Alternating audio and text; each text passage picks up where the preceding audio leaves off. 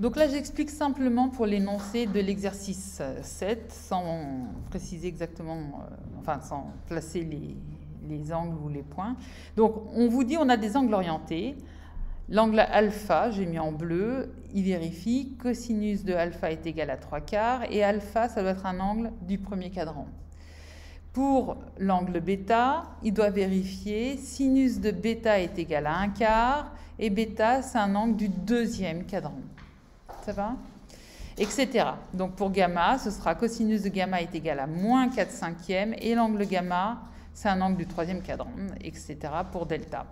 On vous dit les points A, B, C, D du cercle trigonométrique sont respectivement associés aux angles alpha, bêta, gamma, delta. Respectivement, quand on écrit comme ça, vous l'avez déjà vu, ce genre de choses? En fait, ça veut dire qu'on respecte l'ordre. Donc, le point A, il est associé à l'angle alpha. Le point B, il est associé à l'angle bêta. Le point C à l'angle delta. Et le point D, le point C à l'angle gamma, pardon. Et le point D à l'angle delta. OK? On respecte l'ordre. C'est pratique parce que ça évite de faire le point A est associé à l'angle alpha. De faire 4 phrases, si vous voulez. Le point B est associé à l'angle bêta. Donc, les profs de maths, ils utilisent souvent le mot respectivement.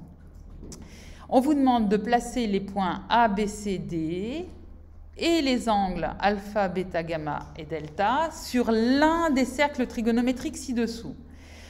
Chaque fois, vous devrez bien nommer chaque objet. Donc, le point qui représentera le point A, il faut que vous mettiez son étiquette, le point A, pour dire que c'est celui-là. Tel point, c'est le point A. Il faudra marquer l'angle alpha qui est associé au point A.